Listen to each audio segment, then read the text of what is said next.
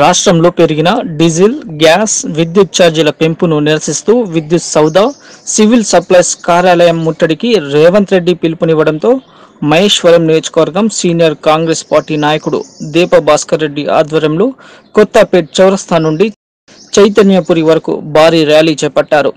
కేంద్ర రాష్ట్ర ప్రభుత్వాలు నిరంతరం నిత్యావసర సరుకుల ధరలు పెంచుతూ పేద ప్రజల నడ్డి విరుస్తున్నారని మండిపడ్డారు. పేద ప్రజల కోసం కాంగ్రెస్ పార్టీ నిరంతరం పోరాటం చేస్తూనే ఉంటుందన్నారు. పెంచిన విద్యుత్ ఛార్జీల పెంపును వెంటనే ఉపసంహరించుకోవాలని డిమాండ్ చేశారు.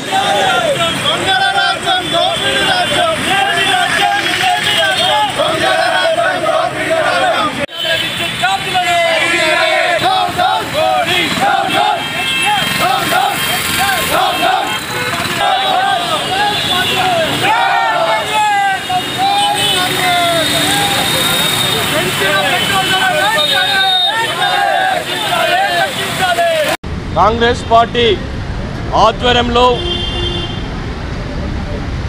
విద్యుత్ చౌదా ముట్టడించడానికి వెళ్తున్నాం ఈరోజు. అదేవిధంగా సివిల్ సప్లై ఆఫీస్ కూడా ముట్టడించడానికి వెళ్తున్నాము. మరి కేంద్రంలో రాష్ట్రంలో ప్రభుత్వాలు ఇద్దరు దొంగ నాటకాలు ఆడుతున్నారు. ఒకరిపైన ఒకరు ధర్నాలు రస్తారోకోలు చేసుకుంటా పేద బడుగు బలహీన వర్గాలను అందరినీ కూడా ఈరోజు రోడ్డు మీద తీసుకొచ్చే పరిస్థితి ఉంది. కాబట్టి దానికే నిత్యావసర వస్తువులు తగ్గించాలని, విద్యుత్ ఛార్జీలు తగ్గించాలని, గ్యాస్, పెట్రోల్, డీజిల్ తగ్గించాలని మా కాంగ్రెస్ పార్టీ రేవంత్ రెడ్డి గారు పిలుపు మేరకు ఈరోజు మేము ముట్టడించడానికి వెళ్తున్నాము. మరి ఈరోజు చూసినట్టు కనుక మా నాయకుని రేవంత్ రెడ్డి గారిని హౌస్ అరెస్ట్ చేయడము, మిగతా నాయకుల్ని కూడా ఎక్కడ పడితే అక్కడ హౌస్ అరెస్ట్ చేయడం కూడా జరుగుతున్నది.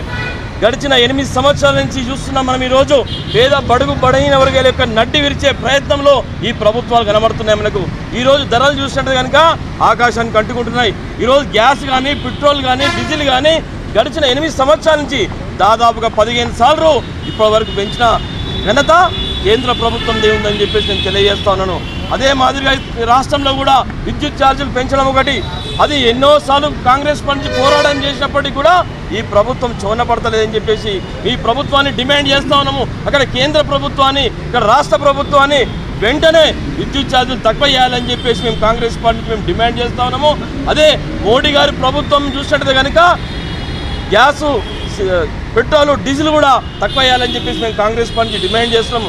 రాబోయే రోజుల్లో ఇట్లనే ఉంటే కనుక తప్పకుండా రాష్ట్రంలో ఎక్కడ పడితే అక్కడ బీజేపీ వాళ్ళని కూడా, టీఆర్ఎస్ పార్టీ వాళ్ళని కూడా, నాయకులను, కార్యకర్తలను, ఎమ్మెల్యేలను, మినిస్టర్లు అందరినీ కూడా అడ్డుకుంటామని చెప్పేసి నేను తెలియజేస్తున్నాను. తప్పకుండా ప్రజల పక్షాన ఉండి, కాంగ్రెస్ పక్షాన ఉండి మేము తప్పకుండా పోరాటం చేస్తామని చెప్పేసి నేను తెలియజేసుకుంటున్నాను. జై కాంగ్రెస్.